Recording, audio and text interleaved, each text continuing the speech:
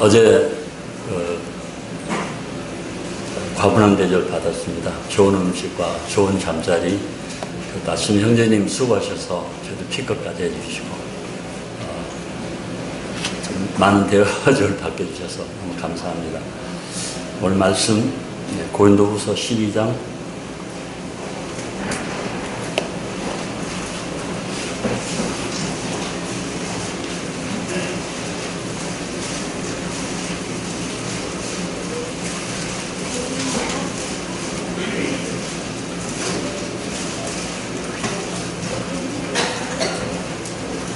7절까지, 1절부터 7절까지 제가 봉독해 드리겠습니다. 무익 하나와 내가 부득불 자랑하노니 주의 환상과 계시를 말하리라. 고린도후서 12장 1절부터 7절까지입니다. 2절입니다. 내가 그리스도 안에 있는 한 사람을 아노니 그는 14년 전에 셋째 하늘에 이끌려간 자라. 그가 몸 안에 있었는지 몸 밖에 있었는지 나는 모르거니와 하나님은 아시느니라. 내가 이런 사람을 아노니 그가 몸 안에 있었는지 몸 밖에 있었는지 나는 모르거니와 하나님은 아시느니라. 그가 낙원으로 이끌려가서 말로 표현할 수 없는 말을 들었으니 사람이 가 이르지 못할 말이로다. 내가 이런 사람을 위하여 자랑했으나 나를 위하여는 약한 것들 외에 자랑하지 아니하리라. 내가 만일 자랑하고자 하여도 어리석은 자가 되지 아니할 것은 내가 참말을 함이라. 그러나 누가 나를 보는 바와 내게 듣는 바에 지나치게 생각할까 두려워하여 그만두노라. 7절입니다. 여러 계시를 받은 것이 지극히 크므로 너무 자만하지 않게 하시려고 내 육체의 가시 곧 사탄의 사자를 주셨으니 이는 나를 쳐서 너무 자만하지 않게 하려 하심이라. 네, 7절까지 제가 봉독해 드렸습니다. 잘 알고 계시는 말씀입니다. 미국에 그 권호님이 가셔가지고 대전 둔산교회 그 요한이라고 하는 랍비를 만났습니다. 그래서 그분에게 이 사도 바울이 사도 바울이 사도행전 5장과 22장에 있는 말씀으로 가말리엘의 문화생이라는 것이 무엇인가 이렇게 물어봤답니다. 가말리엘의 문화생이라. 사도 바울은 자기가 이제 가말리엘의 문화생이라고 이렇게 특별히 자기 선생이 다른 사람 이름에 대해서는 얘기를 하지 않는데 이 가말리엘의 문화생이다라고 이렇게 말을 하는 걸 보면서 이 가말리엘의 문화생이라는 것이 어떤 것입니까 하고 그 이스라엘의 랍비에게 물어봤는데 그분이 하는 말이 가말리엘의 문화생은 그러니까 가말리엘이 그 자기 아래 그 둘 제자들을 고를 때 이스라엘의 각 지파에서 12지파니까 각 지파에서 12살 먹은 아이들, 성경에는 12살 먹은 이제 그런 얘기가 많이 나오죠. 그래서 예수님이 12살 때 성전에 가가지고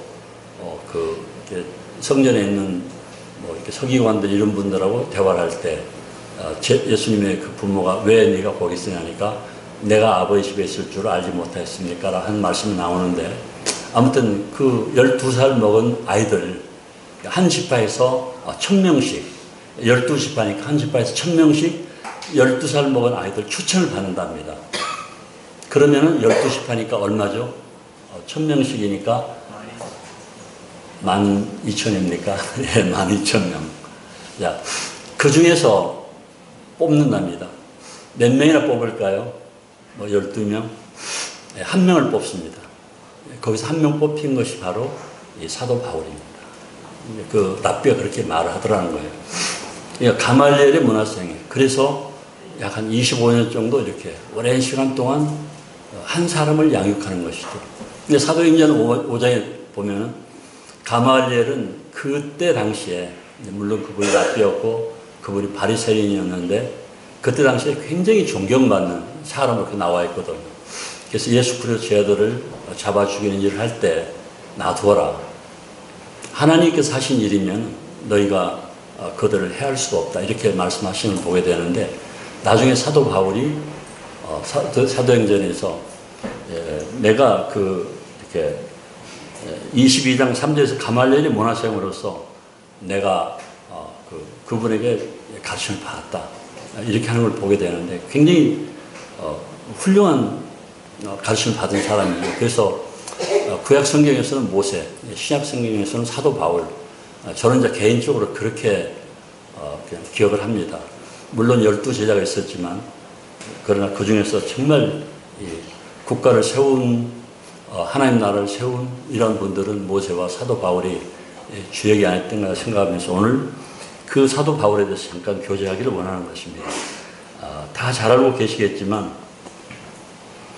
사도 바울은 고린도 후서 11장에서 조금 뒤로 한 장 넘겨가지고요.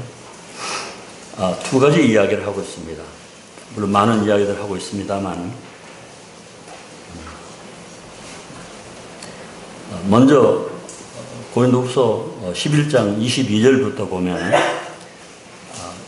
자기에 대해서, 그러니까 너는 예수님도 보지 못했는데 네가 어떻게 사도라고 말할 수 있느냐, 그렇게 얘기할 때 사도 바울이 그렇게 말하는 것이죠. 자기를 변명하는 것이죠. 22절에 그들이 히브리인이냐 나도 그러하며 그들이 이스라엘이냐 나도 그러하며 그들이 아브라함의 후손이냐 나도 그러하며 그들이 그리스도 일꾼이냐 정신없는 말을 하거니와 나는 더욱 그라도다. 그렇게 이제 고백을 하고 있고, 또 빌립보서 3장 4절부터 6절까지 보면은 잠깐 빌립보 잠깐만 보도록 하겠습니다.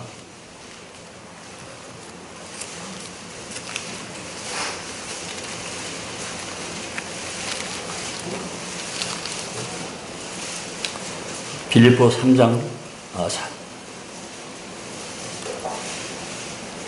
4절부터 6절까지 그러나 나도 육체를 신뢰할 만하며 만일 누구든지 다른 이가 육체를 신뢰할 것이 있는 줄로 생각하면 나는 더욱 그러하니라.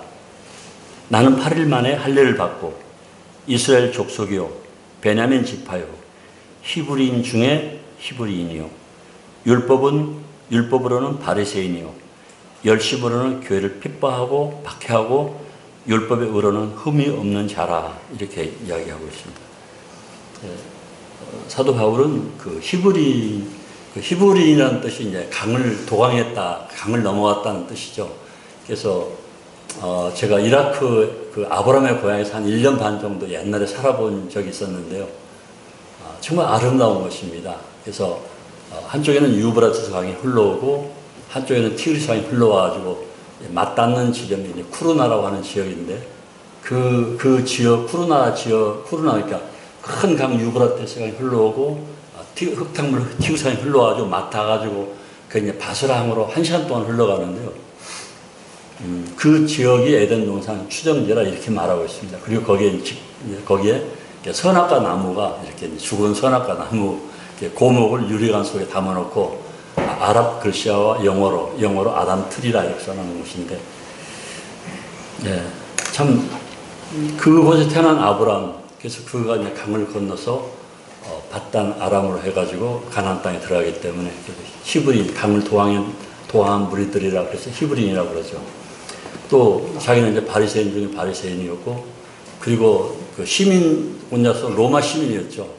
그 터키 다소에서 태어나서 그 자랐기 때문에 그것이 로마 그 식민지에 되어 있기 때문에 로마 시민이었습니다. 그리고 그는 또 베냐민 지파라고 하는 것은 그 이스라엘 최초 왕이 사울이잖아요. 그 베냐민 지파였고, 또 아하술의 왕의 부인이었던 에스더가 베냐민 지파였거든요. 그래서 자기 집안은 이렇게 왕을 지닌 그런 족속의 집안이다.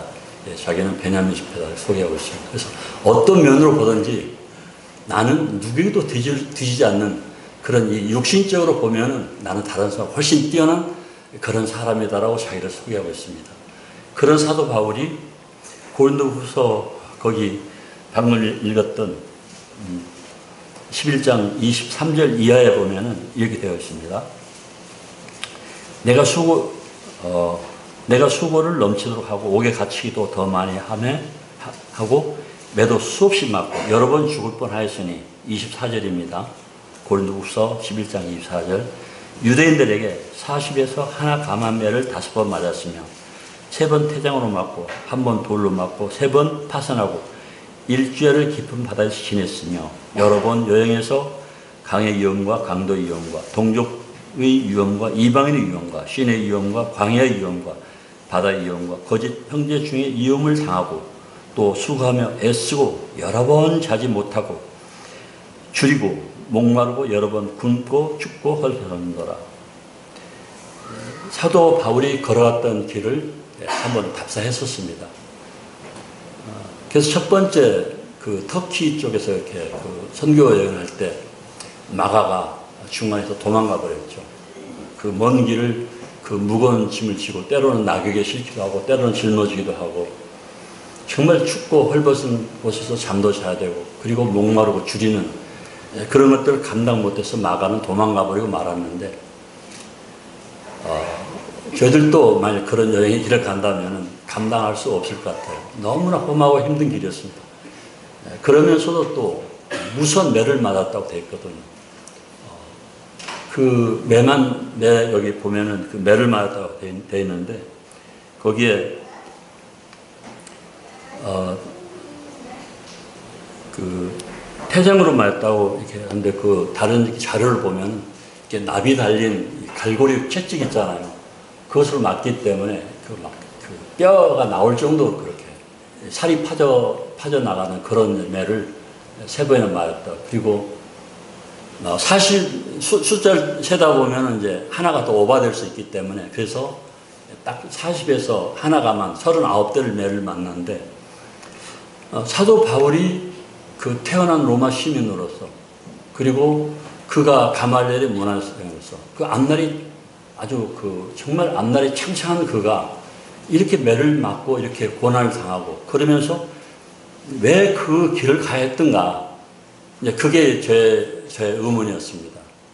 우리는 지금 뭐 똑같이 사도 바울 똑같이 구원받고 똑같이 천국에 갈 수 있는 소망을 가지고 있는데 왜 사도 바울은 그 길을 가야 했던가?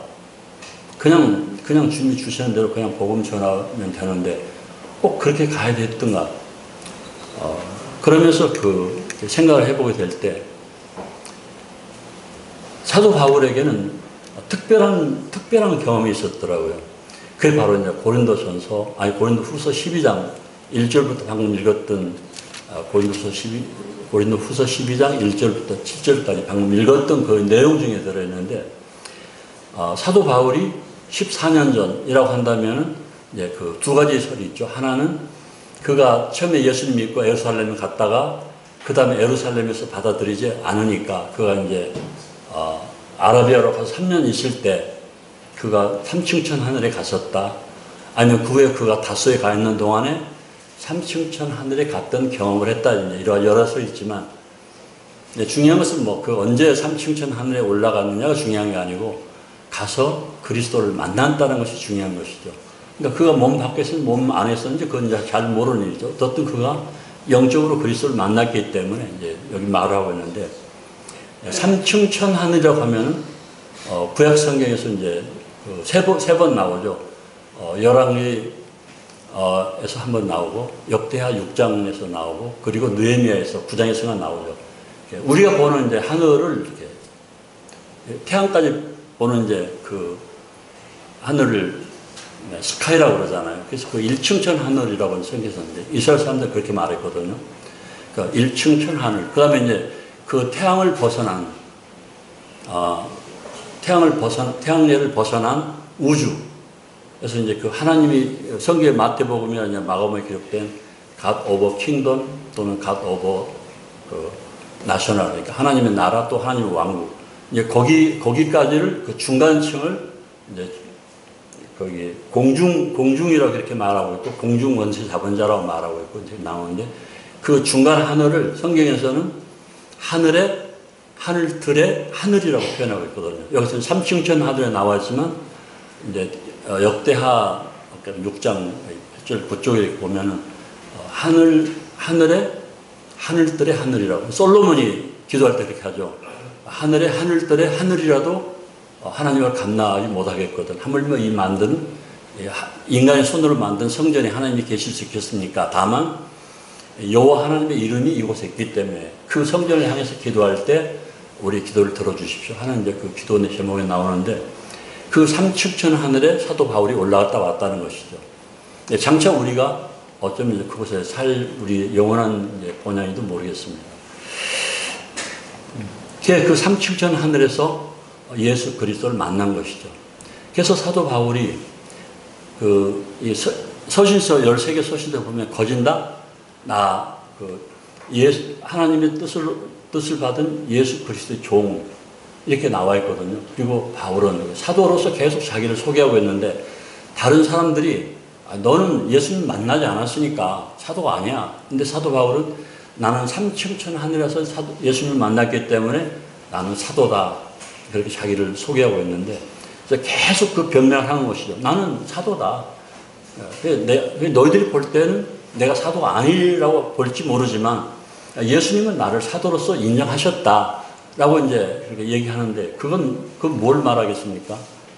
사도권을 가진 것과 같지 않는 것은 강단에서 메시지를 전할 때 그 사람들이 그 인지도가 그러니까 받아들이는 그 믿음이 다르다는 것이죠.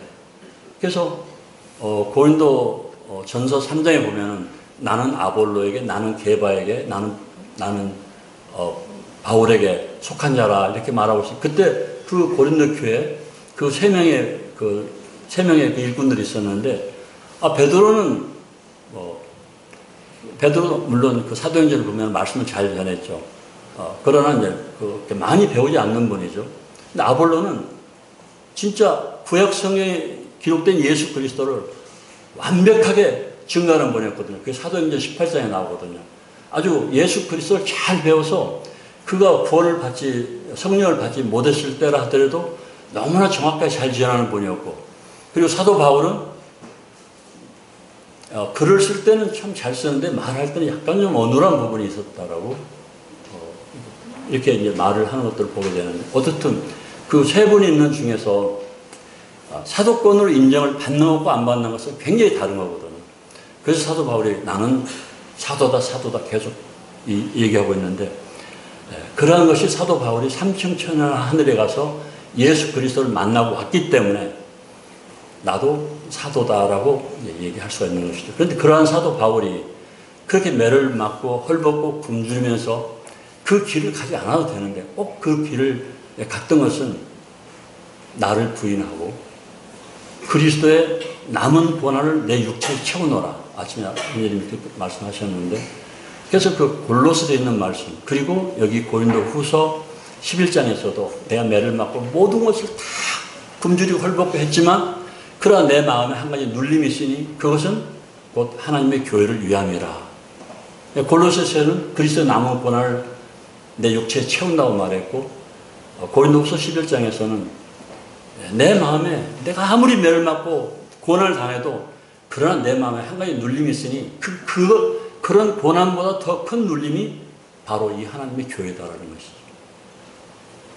저는 이 교회를 생각하면 정말 제 목숨을 버려도 결코 그것이 도에 넘는 것이 아니라고 생각합니다.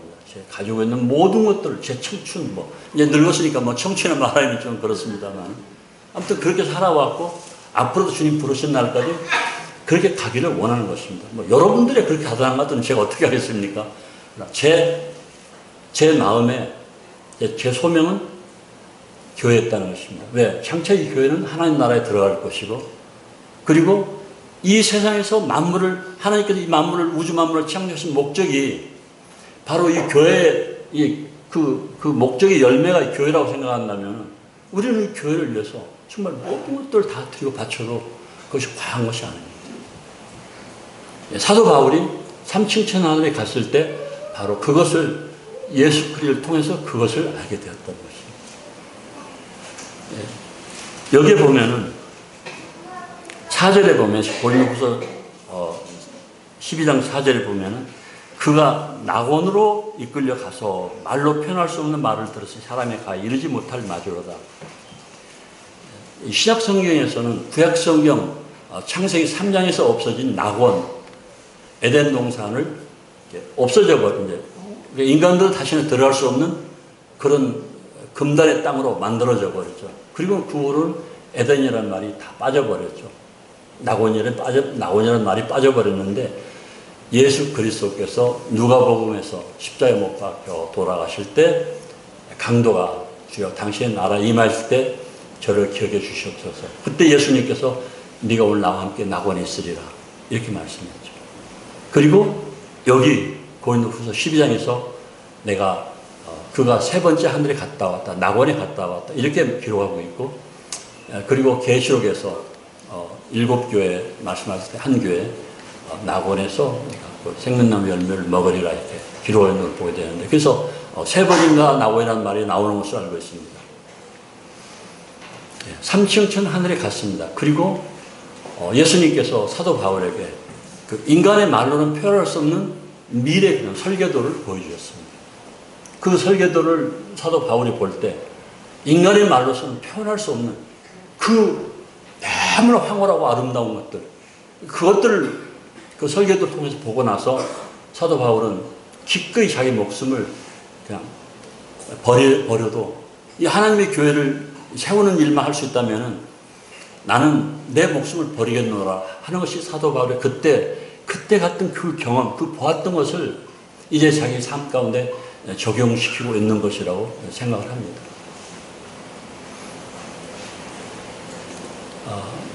사도행전 16장에서 그가 매를 맞고 갇혔을 때도 어떤 그 자료지에 보면 그렇게 매를 맞았다고 그러더라고요. 태장으로 맞았다고. 그래서 죽을 정도로 매를 맞았다는 것이죠. 그리고 지하 감옥에 갇혔던 것이죠.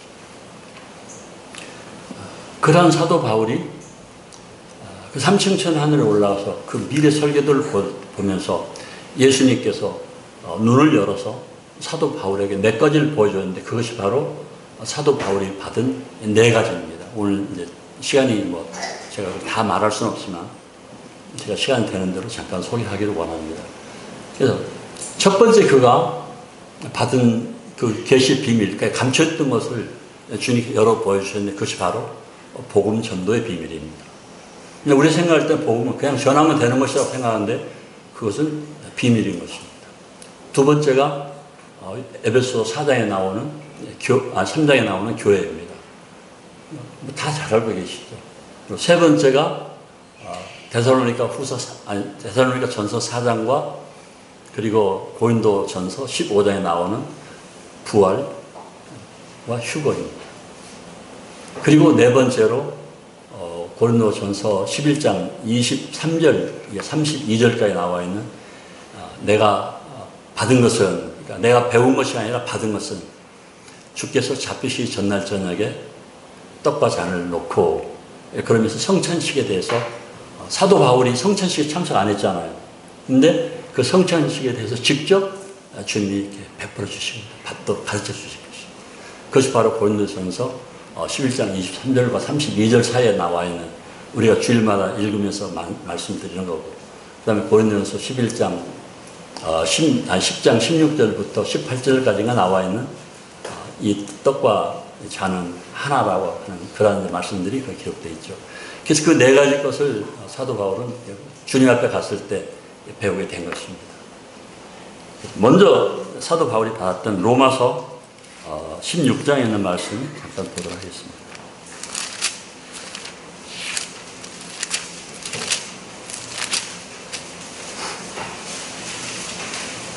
로마서 16장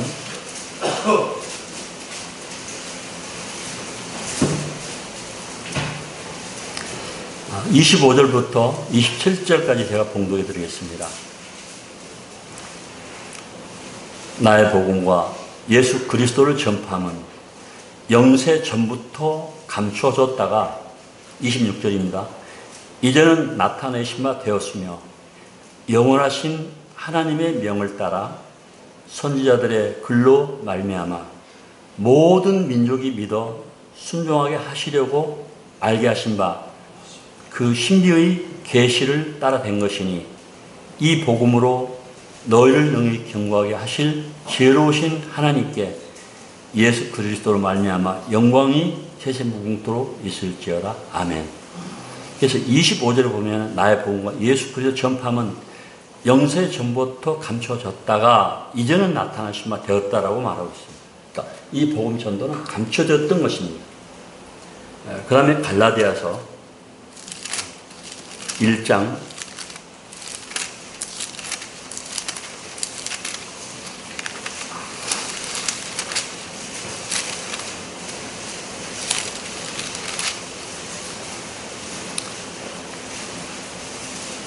11절부터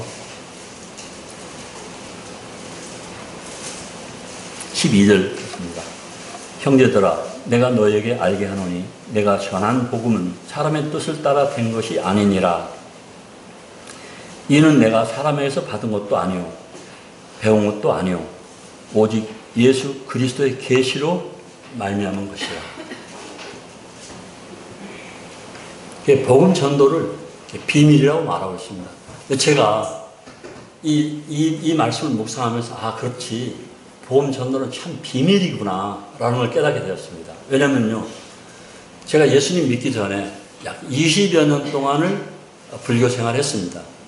근데 불교 생활할 때 그냥 제가 뭐 초파일날 절에 가서 등불 켜놓는 정도로 한 게 아닙니다.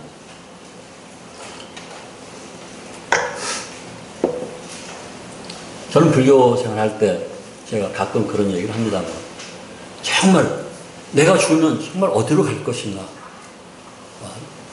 나는 누구인가? 나는 어디서 왔다 어디로 가는 것인가? 그 의문이 쌓여가지고 계속 산에 절에 가가지고 뭐 스님이 되진 않았지만 정말 스님들 따라서 수행을 많이 했습니다. 근데 그 스님들을 따라다닐 때 제 마음에 하나도 확실하게 해주는 게 없더라고요.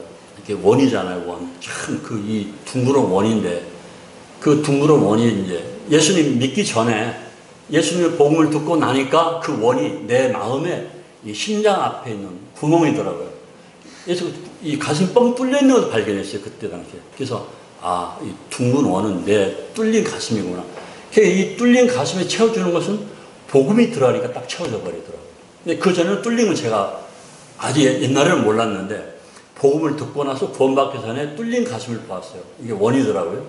근데 불교 생활하면서 제가 이제 아주 고스님이 강원도 봉정암에서 만났었는데, 72세 된, 이제 지금 제 나이네요. 72세 된 고스님을 한밤중에 만났어요. 12월 달 말에 한밤중에. 얼마나 추운지 막 눈이 쌓여가지고 이 정도 쌓인 눈길을 그 스님이 오색약수에서 이렇게 그 봉정암까지 왔더라고요. 이제 봉정암 아시죠? 그 강원도 대청봉, 중청, 소청 있고, 그 아래, 이제 소청봉 아래 바로 이 봉정암이 있는데, 38 이남에서는 가장 높은 데 위치한 암자거든요. 거기에 머무를 때 그 한밤중에 스님이 오셨는데, 그 스님을 오랜만에 만났으니까 그분이 이제 어릴 때 동자승으로 이렇게 절에 들어가지고 고려대학, 동국대 다니다가 군대 갔다 와서 지금까지 이럴 때까지 군대 불교생활 했던 분이니까 그분이 많이 알 것 같았어요. 그래서 그분한테 물어봤어요. 신은 있습니까? 그랬더니 신은 있다고도 없다고 할 수 없다.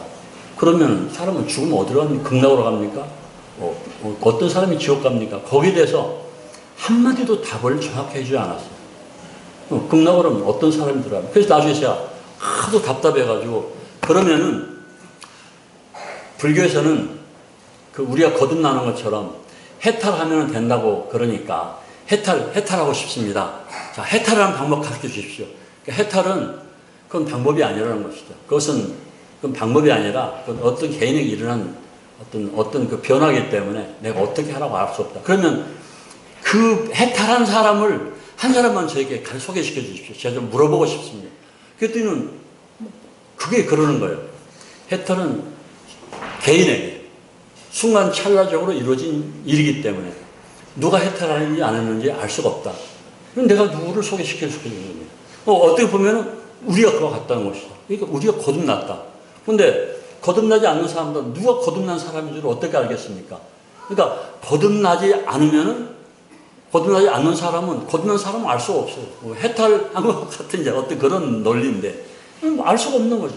그래서 스님이 계속 밤새도록 동이 틀 때 제가 깨달은 것은 그냥 둥그런 원이구나. 아무것도 없다. 뭐가 있는 것 같은데 아무리 휘저어도 잡히지가 않는 거예요. 막 뭐가 있고 진리가 있고 뭐가 있고 뭐가 있고 뭐가 있는데 아무리 휘저도 잡히는 게 없는 거예요. 그래서 제가 내려와가지고 조계사에 전화를 했어요. 제일 큰 절이잖아요. 비구니들이, 비구스님, 절로스님, 제일 큰 게 이제 우리나라 불교의 총본산이잖아요. 종로에. 그래서 제가 전화를 해가지고, 사람은 죽으면 어디로 갑니까? 복잡하게 얘기하지 말고 딱 한 가지만 얘기해 주십시오. 지옥으로 간다, 천국으로 간다. 그것만 얘기해 주십시오. 그랬더니 거기서 막 늘어놓는 거예요. 아니, 그렇게 얘기하지 말고 딱 당황하도록. 제가 이제 구원받고 나서 하는 얘기예요. 딱 한 가지만 얘기해 주십시오. 기독교처럼 너는 죽으면 지옥 간다, 너는 죽으면 천국 간다. 두 가지만. 그럼 어떤 사람이 천국 가고 어떤 사람이 지옥 가냐? 그러면은 답을 못하고 계속 말을 들어. 그러면 내가 죽으면은 만일 다음에 불교에서 말하는 것처럼 환생한다 그러면은 그럼 나는 왕으로 태어나는 겁니까? 아니면 소로 태어나는 겁니까? 아니면 벌레로 태어나는 겁니까? 어떻게 그걸 알 수 있습니까? 알 수 없다는 거예요. 내가 계속 설명만 해주는 거예요. 이게 불교더라고요. 제가 얘기가 좀 멍뚱한 데로 가는데요. 아무튼 그와 같은 것이기 때문에 제가 20년 동안 헤맸지만 예수 그리스도는 고사하고 하여튼 이 구원을 받을 수가 없었던 것이죠. 그러니까 저는 극락 가기를 원했거든요. 그게 이제 제가 이제 그 아브라함의 고향에서도 살았고 나중에 돌아왔는데 우리 자매가 이제 저가 먼저 예수님 믿었죠. 예수님 믿고 나서 자매하고 둘이 이제 생활하는데 제가 한번 감리했던 것 같은데 너무 힘들어가지고 둘이 이혼하려고 하다가 제가 예수님 믿게 되었거든요. 예수님 믿고 나서 제가 사천진리, 여기 사천교회인데 여기 말고 강원도 사천진리교회 그 앞에서 침례식을 했는데 그때 침례 받고 그 땡볕에 무릎 꿇고 엎드려서 제가 저도 모르게 그런 기도를 했어요. 주님, 너무 감사합니다. 근데 저처럼 진리를 알고자 하는 사람들이 많이 있을 텐데 그들에게 제가 경험한 이 경험을 살려서 복음을 전하고 싶습니다. 그렇게 기도했던 기억이 나요. 지금도 제가 경험했던 구원받기 전에 그러한 상태에 있는 사람들이 무지하게 많다는 것이죠. 근데 그들이 구원을 받을 수 없는 거예요. 이게 비밀이에요. 그러면 그들에게 앉혀놓고 성경 말씀을 풀어 가르칠 때 그들이 예수 그리스도를 만나게 되는 것이지 아무리 찾는다고 해서 잡히는 게 아니라는 것이죠. 복음은.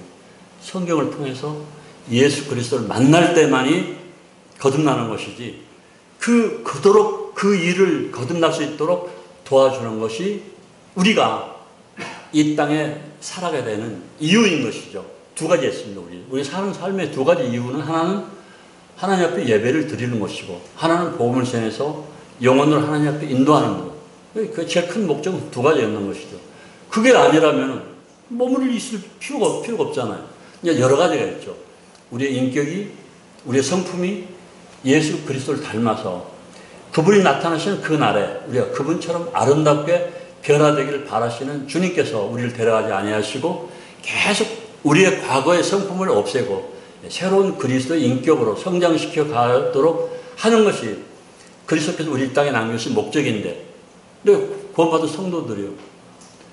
그리스도 인격 참 닮아가기가 어려운 것 같아요. 그리고 그런 그 문제 많이 또 있는 것 같아요. 그리스도를 바라보지 않고 자기 생각대로 성경 말씀을 인용해서 하나님을 섬기고자 할 때 교회에 어려움이 되는 것도 보게 되고요. 동티모르에 멀리 떨어져 있으니까. 그런데 뉴스는 계속 듣습니다. 국내 이런 뉴스들이 카카오톡이라든가 또 형제님들이 이렇게 메시지를 보내주니까 계속 국내 소식을 듣는데 제가 이제 거기 가서 생각을 하는 겁니다. 오해하지 마시고. 유명한 교회들, 우리 모임 아닙니다. 유명한 교회들. 말씀이 참 좋다. 그래서 다른 교회에서 그 말씀 좋은 교회로 수평 이동을 하는 것도 제가 많이 듣습니다. 그리고는 제가 어떤 생각합니다. 그래서 수평 이동을 하기 시작하는 게 지금 그 20년이 됐다. 그러면 그 교회는 과연 그 말씀이 좋은 교회는 그럼 어떤 상태에 놓여 있는 것인가? 그럼 그 성도들은 그 좋은 말씀을 들어서 어떤 유익의 말씀을 들으면 열매가 있어야 되는데 어떤 열매를 맺고 있는 것일까를 생각해 보는 것이죠. 묵상을 합니다. 혼자 생각을 하는 것이죠. 그런데 말씀은 엄청 좋은 말씀을 매일 그냥 매주 듣고 뭐 수요일날 거짓 매일 듣다시피 하는데 그로 인해서 얻어진 열매는 무엇일까? 없다고 생각한다면 그것은 바리새인을 양성하는 것과 다를 것이 무엇인가를 생각해 보게 되었습니다. 그래서 저 개인적으로는 하나를 알면 하나에 순종하자.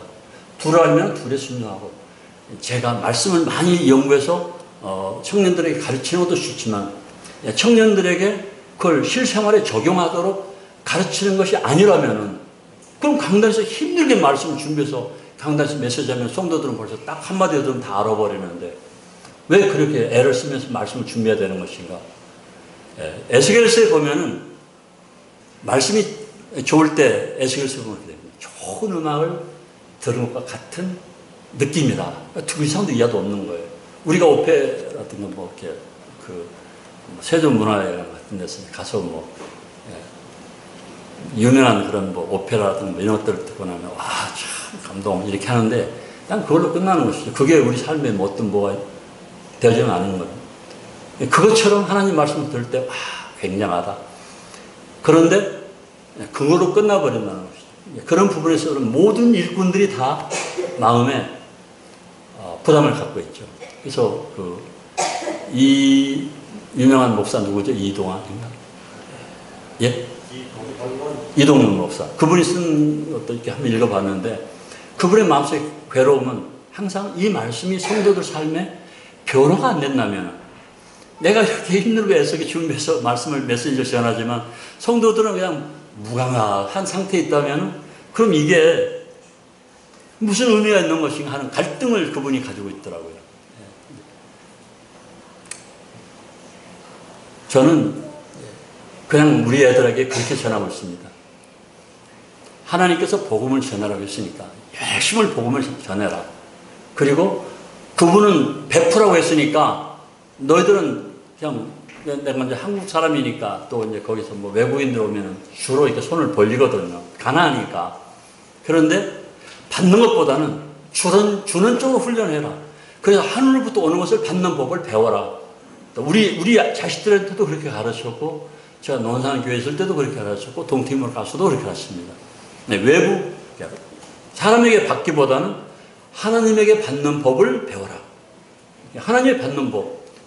잠언 11장에서 보면은 주는 것, 단호히 웅켜줘도 가난한 자가 있고 풀어 베풀어 부유한 자가 있다. 또 사도행전 20장에서 사도 바울이 주께서 말씀하시기를 주는 것이 주는 자가 받는 자보다 복이 있다고 하심으로 내가 주로 베푸는 자로서의 살아왔다. 이렇게 고백하고 있는데 아이들이 그렇게 말하고 있습니다. 베푸는 자로서 살아라. 그래서 제가 이렇게 말씀드리면서 복음을 전하라고, 이건 비밀이라고 그랬으면 이 비밀을 받은 우리가 계시, 눈을 열어서 보여줬으니까 그대로 행해야 되는 것이죠. 그래서 아이들에게 관계 전도를 하도록 많이 얘기하고 있습니다. 너희들이 친척, 친구, 뭐 관계되는 사람들에게 복음을 전해, 그들이 또 관계되는 사람들에게 복음을 전할 수 있도록 해라. 그래서 사도 바울이 복음 전도는 비밀이다. 그전에는 몰랐었는데 제가 과거를 생각해 보면서 복음 전도는 비밀이구나. 이것은 누군가가 그의 눈을 열릴 수 있도록 하나님 말씀으로 그에게 보여주지 아니하시면 절대 구원받을 수 없다라는 것이 그것이 바로 이 복음 전도의 비밀이었고, 그 일을 우리에게 맡기셨으니까 우리가 그 일에 최선을 다해야 된다고 하는 것이 하나님 말씀의 가르침이죠. 그래서 고린도전서 9장이나 로마서 15장에 보면은 사도 바울이 내가 복음을 전하지 않으면은 나에게 해다 이렇게 말하고, 에스겔서 3장과 33장에서도 나팔을 불어라. 나팔을 안 불어서 적군이 와서 너희가 멸망이 되면 그 나팔 분 자는, 나팔 불어야 될 자가 나팔 불지 않았겠고 그가 책임이 있다. 그러나 나팔을 불어버리면 나팔수의 책임은 면하는 것이다. 그러면서 거기에 보면 나팔을 불지 않는다는 것은 그 사람의 피해에 대해서 무관심하다라는 원어적인 의미를 가지고 있더라고요. 그러니까 우리가 사람에게 복음을 전해야 되는데 복음을 전하지 않으면 그 사람 피해에 대해서 우리는 책임이 있는 것이죠.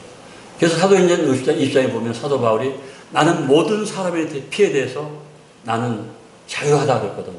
그럼 우리 형제자매님들 모든 사람 피해에 대해서 자유하십니까?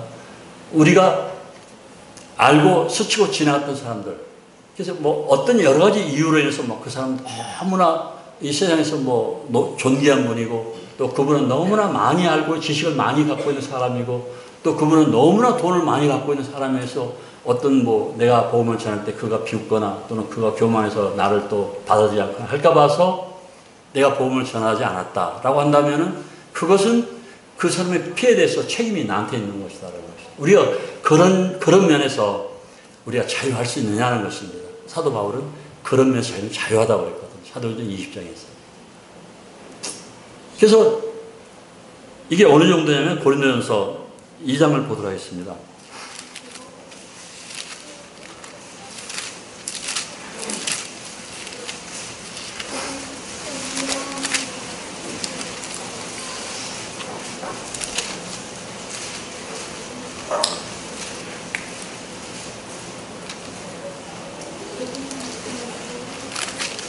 고린도전서 2장. 고린도전서 2장 6절부터 그러나 우리가 온전한 자들 중에서는 지혜를 말하노니 이는 이 세상의 지혜가 아니요 또 이 세상에 없을 통치자의 지혜도 아니요 오직 은밀한 가운데 하나님의 지혜를 말하는 것이니 곧 감춰졌던 것인데 하나님이 우리의 영광을 위하여 만세전에 미리 정하신 것이라. 이 지혜는 이 시대의 통치자들이 한 사람도 알지 못하였나니 만일 알았더라면 영광의 주를 십자가에 못 박지 아니하였으리라. 기록된 바 하나님이 자기를 사랑하는 자들을 위하여 예비하신 모든 것은 눈으로 보지 못하고 귀로 듣지 못하고 사람의 마음으로 생각하지도 못했던 것 같으니라. 오직 하나님이 성령으로 이것을 우리에게 보이셨으니 성령은 모든 것 곧 하나님의 깊은 것까지도 통달하시느니라. 그래서 이 복음을 전한다는 것은 제가 자매하고 지금 50년 넘게 살아왔지만 그런 자매 속은 제가 알 수가 없어요. 자매님은 형제님 속 아세요? 자매님은 우리 이형제님 속 아세요? 모르죠. 같이 살아도 모르거든요. 자기 속은 자기만 아는 거예요. 그런데 놀라운 비밀이 여기 있는 거거든요. 거듭날 때 성령께서 내 속에 들어오시고 하나님과 하나이신 성령께서 하나님 아버지 속에 있는 교회의 비밀이라든가 모든 미래 계획들을 성령님에게, 성령님과 하나님은 하나이니까 다 교통하잖아요. 내가 나를 보는 것처럼 성령님과 하나님 아버지는 하나이기 때문에 서로 교통하는 것인데, 그런데 그 성령께서 내 속에 들어오셨기 때문에 나에게 하나님 아버지의 지혜를 나에게 심어주는 것이죠. 굉장히 놀라운 것이죠. 그래서 우리는 성경을 통해서 하나님 아버지의 뜻을 우리는 배울 수가 있는 것이, 이게 거듭난 성도들이거든요. 이 놀라운 하나님의 능력, 이 전능하신 힘을 우리가 예수 그리스도를 믿을 때 받게 되는 것인데, 우리 모임의 장점은요, 다른 사람들이 구할 때는 병 고치는 은사라든가 이렇게 신유의 은사라든가 축복받는 이런 여러 가지가 있지만, 우리 모임의 장점은 그런 것들을 별로 이렇게 그런 은사를 구하는 건 아닌데, 놓고 기도하면은 주님이 그냥 바로 능력으로 역사하시는 거잖아요. 그렇잖아요. 예를 들어서 제가 동티모로 주님이 가라고 그러셨는데, 제가 나중에 그랬거든요. 비행기석이 없는데 제가 어떻게 갑니까? 그러니까 주님께서 갑자기 어떤 교회를 통해서 돈을 막 보내주기 시작하더라고요. 800만 원을 보내줬어요. 그래서 홍콩으로 거쳐서 호주 시드니로 해서 호주 다인으로 해가지고 동티모르를 우리 딸 데리고 세 사람이 갔다가 돌아왔는데 정확하게 800만 원이 들어갔어요. 굉장히 큰 돈입니다. 비행기를 48시간을 탔습니다. 어떤 걸 구한 게 아니었어요. 그냥 주님 앞에 그냥 아뢰었어요. 이렇게 해서 이렇게 돼 있다고. 또 제가 신유 연사를 구한 것도 아닌데, 논산에 있을 때 어떤 자매님이 큰 수박밭을 100m짜리 수박 하우스를 8동을 했는데, 그냥 이제 침례교회 다녔는데 이분이 우리 교회로 옮겨왔거든요. 그 아들이 모임 안에 형제였기 때문에 부모를 인도한 거죠. 근데 그 아들이 오고 났습니다. 그 아들이 이제 부모님 모셔왔는데, 그 전에 하던 침례교회 목사가 이제 저주를 한 거예요. 그 교회 가면 저주를 받는다. 너희들은 앞으로 모든 일들이 다 형통하지 않을 것이다. 그런데 이제 수박을 팔 때가 되었어요. 근데 그 분이 이제 그렇게 저주를 했기 때문에 자매님이 속에 심장병이 생긴 거예요. 막 가슴이 두근두근하고, 야, 괜히 교회를 옮겨가지고 큰일 났다. 그래서 저희가 교회적으로 기도를 했죠. 수박이 이게 잘 팔리게 해달라고. 8동입니다. 100m짜리. 100m가 되는 비닐하우스 8개니까 얼마나 큰 겁니까? 돈이 굉장한 돈이거든요. 수천만 원 되는 돈인데, 그래서 저희들이 교회에서 기도를 했어요. 주님께서 아십니다. 진짜와 가짜, 그리고 참목자와 거짓목자, 그리고 거짓말과 참말. 주님이 아시니까 주님이 살아계신 하나님이신 것을, 그리고 저희들이 하나님의 자녀이고 우리의 목자가 예수 그리스도인 것을 보여주십시오. 이 문제가 목사의 그러한 얘기보다는 하나님의 능력으로 수탄하게 해결 주십시오. 기도했는데 밭뛰기로 수박 한 덩어리에 8,000원씩에, 그때는 8,000원 큰 돈입니다. 수박 한 덩어리에 8,000원씩. 그러면 그게 100m짜리 8동이니까 얼마나 많은 양이에요. 그게 어떤 사람을 딱 계약을 해버렸어요. 계약을 하고 났는데 일주일 후에 똑같은 수박이 길에서 6,000원씩에 팔리는 거예요. 무슨 얘기인지 알겠습니까? 한 덩어리에 8,000원씩의 계약을 끝냈는데 일주일 지난 후에 똑같은 그만큼 큰 수박이 길거리에서 6,000원씩에 팔리고 있는 거예요. 그러면 그 자매님이 만약 그때 그 수박 계약을 안 했다면 8,000원씩이 아니라 5,000원에 4,000원에 팔아야 된다는 얘기가 되는 것이죠. 살아계신 하나님, 능력으로 역사하시는 하나님, 지금도 우리가 호흡을 같이 하시는 주님께서 우리의 특별한 신유연사나 다른 어떤 기도에 그런 걸 구하는 것도 아니고 그냥 그분 앞에 순수하게 그리스도인으로서 우리의 목자이신 주님께 기도했을 때 그분이 우리의 기도를 들어주시고 해결했다는 것입니다. 얼마나 감사한지 모릅니다.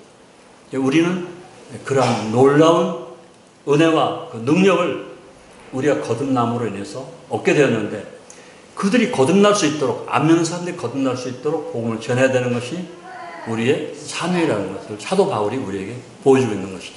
이게 첫 번째 비밀이었습니다. 복음 전도 비밀이다. 아마 시간이 없기 때문에 제가 둘째까지만 이해해야 될 것 같습니다. 두 번째 교회 비밀인데, 에베소서 잠깐 보도록 하겠습니다. 에베소 3장입니다.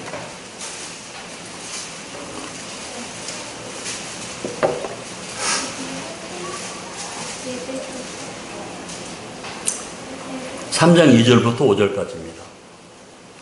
제가 봉독하겠습니다. 너희를 위하여 내게 주신 하나님의 그 은혜의 경륜을 너희가 들었을 터이라. 곧 계시로 내게 비밀을 알게 하신 것은 내가 먼저 간단히 기록한 것 같으니 그것을 읽으면 내가 그리스도의 비밀을 깨달은 것을 너희가 알 수 있으리라. 이제 그 거룩한 사도들과 선지자들에게 성령으로 나타내신 것 같이 다른 세대에서는 사람의 아들들에게 알리지 아니하였으니, 그러면서 8절로 가겠습니다. 모든 성도 중에 질기 작은 자보다 더 작은 나에게 이 은혜를 주신 것은 측량할 수 없는 그리스도의 풍성함을 이방인에게 전하게 하시고, 9절입니다. 영무 또 만물을 창조하신 하나님 속에 감추었던 비밀의 경륜이 어떠한 것을 드러내게 하려 하심이라. 10절. 이는 이제 교회로 말미암아 하늘에 있는 통치자들과, 하늘에 있는 통치자들입니다. 하늘에 있는 권세들에게 하나님의 각종 지혜를 알게 하려 하심이니라.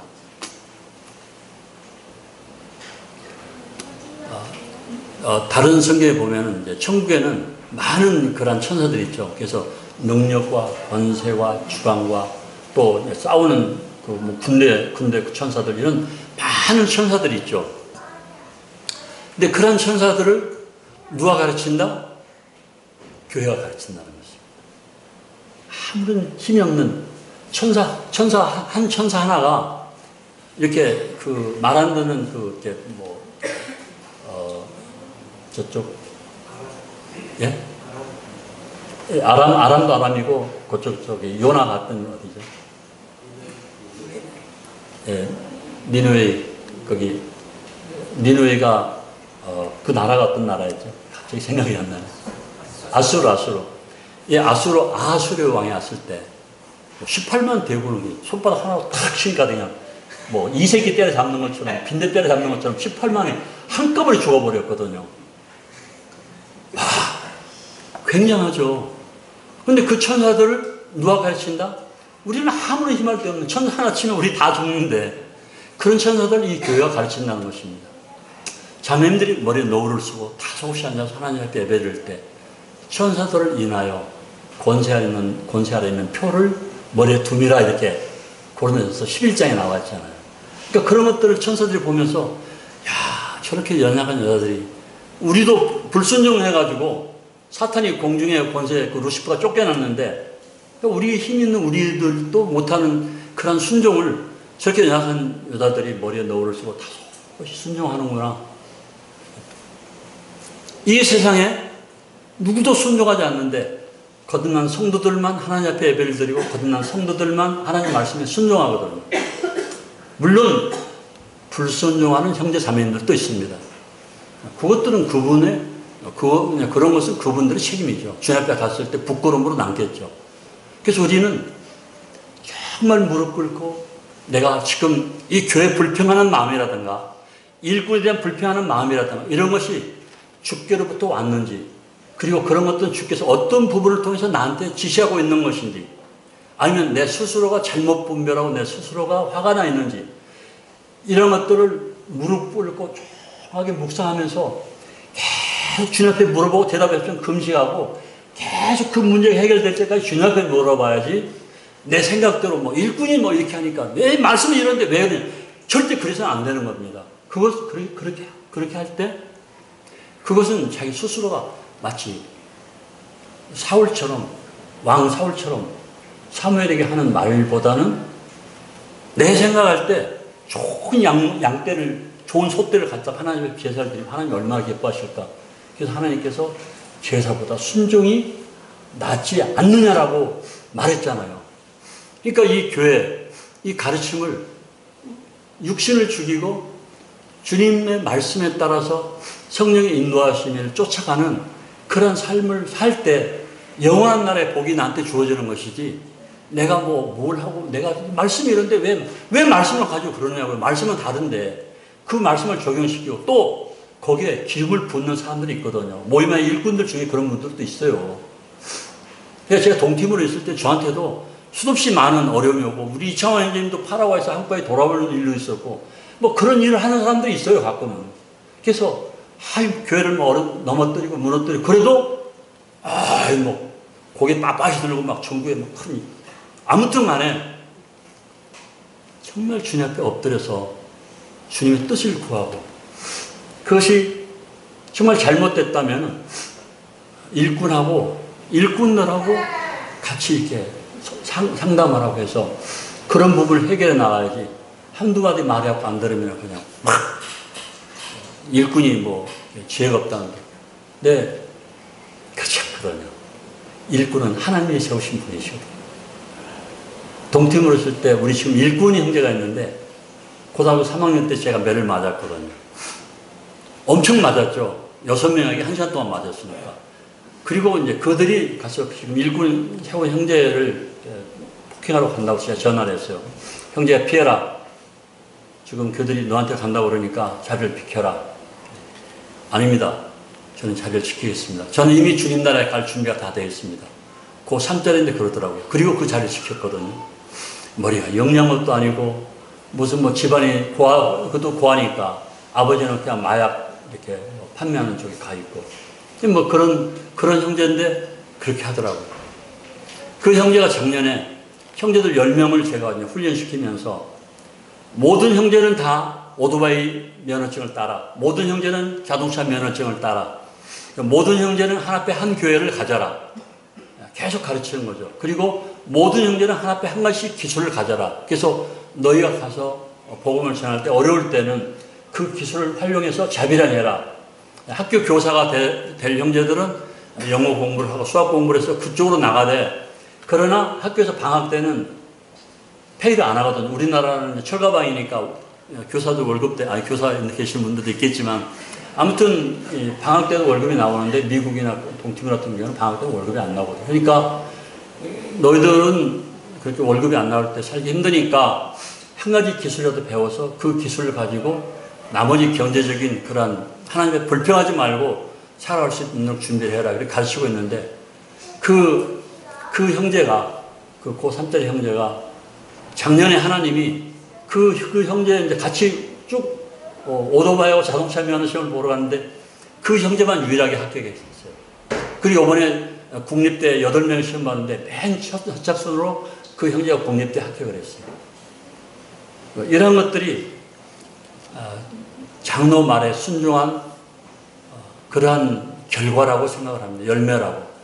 그래서 하나님 말씀에 순종하고 또 내가 모르면은 장로들이 물어보고 내 마음에 그게 안 맞나 하더라도 서로 상담해서 그래서 그 상담 가운데 서로 교제가 안 되면 기다리면서 주의 음성을 들어야지 다른 교회 전화해가지고 우리 교회 일꾼이 이만저만 하는데 왜 그렇게 하느냐도 이렇게 하면은 그것은 하나님 뜻이 아닙니다.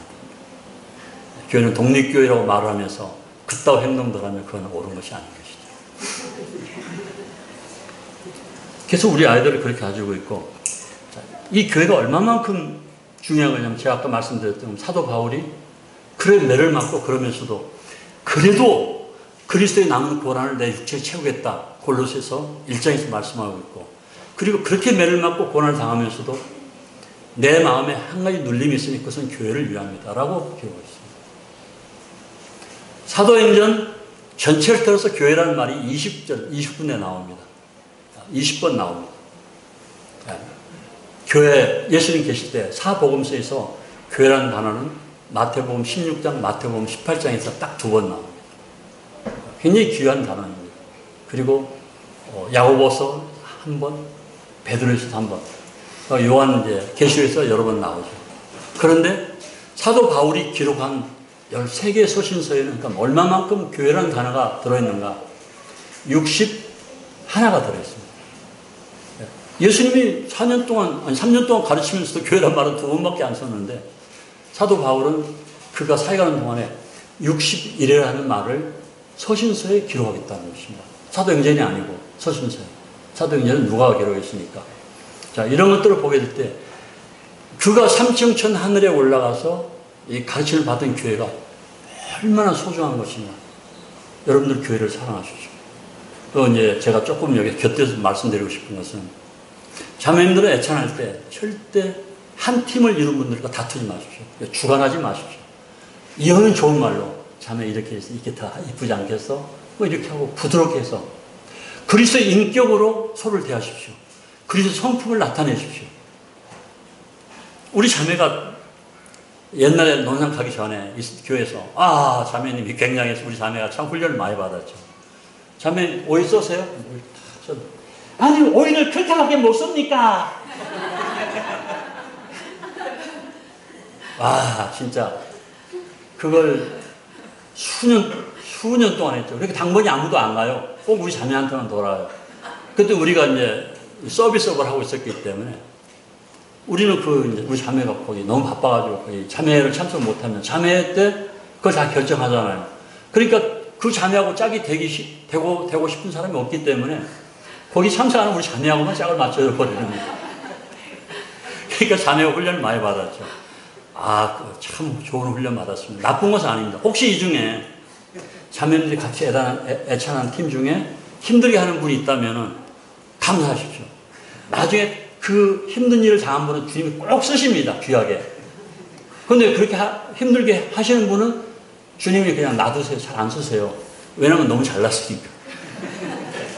그런데 어려움을 당하는 분은 주님이 꼭 쓰시더라고요. 나중에 그 가르침을 통해서 더 높이시거든요. 그러니까 겸손한 자를 들어 쓰시는 하나님이신 것을 네가 모르느냐. 네, 12시금 제가 언제까지 말씀 전해 주는지 모르는데 교회에 대해서는 오늘 여기까지만 1교시를 마치겠습니다. 2교시는 이제 시간 되는 대로 제가 줄이도록 하겠습니다. 그래서 이후에 부활 휴거에 대해서는 이제 우리 김태정 형제님 이어서 말씀 전할 수도 있겠고요. 그리고 교회 성찬식에 대해서는 우리가 잘 알고 있으니까 아무튼 간에 이 교회는 사도 바울이 고백했던 것처럼 그리스도의 남은 고난을 내 육체에 채워놓으라. 그리고 우리 교회 이 아름다운 예배, 제가 저번에도 와서 말씀드렸지만 전 세계에서 우리같이 이 예배를 아름답게 드리는 분들이 없어요. 물론 예배는 일상생활 중에 드리는 것입니다. 그러나 성찬식 할 때 이 예배는 우리밖에는 순종하지 않고 있거든요. 복음은 뜨겁게 전하는 교회들이 많이 있는데 정말 매주마다 주님 앞에 떡과 잔을 놓고 이 말씀을 준비해서 드린다는 예배가 이게 쉬운 게 아니거든요.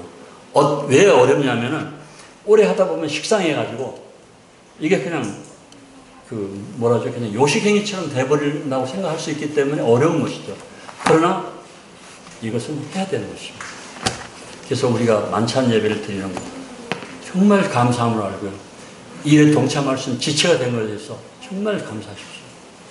네, 여기서 말씀을 드리겠습니다. 감사합니다.